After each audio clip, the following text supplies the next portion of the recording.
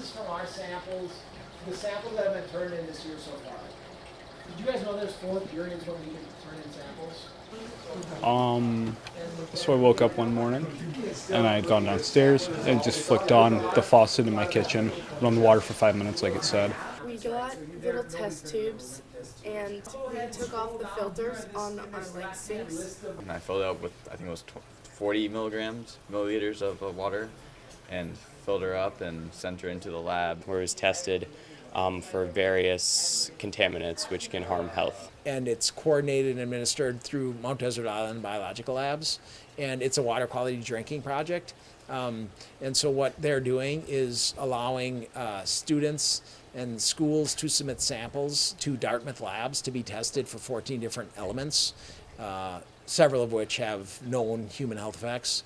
And so it's a really neat community, I guess, citizen science project. I've heard stories, and some people have significantly high numbers of certain things, and so it's interesting to see we didn't even recognize that was an issue. I think it did change my perspective, considering we got to see that there were significant amounts of over the specific amount you were supposed to have, 25% of our class. So. I was surprised at the variation between different water samples and how many people who were using city water still had issues with their water. Well, I felt pretty safe about my city water because it's city water. Had only thought of PET pipes because sometimes they can use, in the olden times, lead soldering for pipes, and that can leach lead into your drinking water, so yeah. I think that drinking water is extremely important to health, and I have a lot of arsenic in my water, so it's very concerning. I took away that even in first world countries, developed countries, right, the contamination of drinking water is still a prominent issue, and it still needs to be addressed and tested for. I learned that even though it's not a requirement, that maybe people should look into testing their water more often. I took away that water quality is extremely important, and everyone needs to have their water tested to make sure that it's safe.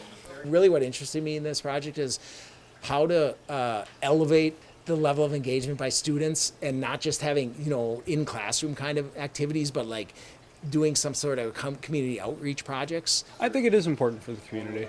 I feel like everybody has a right to know what they're drinking. I feel like there should be a regulation, every 5 years you test your water quality, because I feel like it's something we drink a lot of, something that's important. Free water testing and filtration should be something offered to everyone. I think it's a work in progress, and I think that, we'll kind of work to find a research question to focus on, looking at, based on our water samples and based on community support and things like that. For people who don't know their sample number, and again, your parents should have gotten emails back about the results.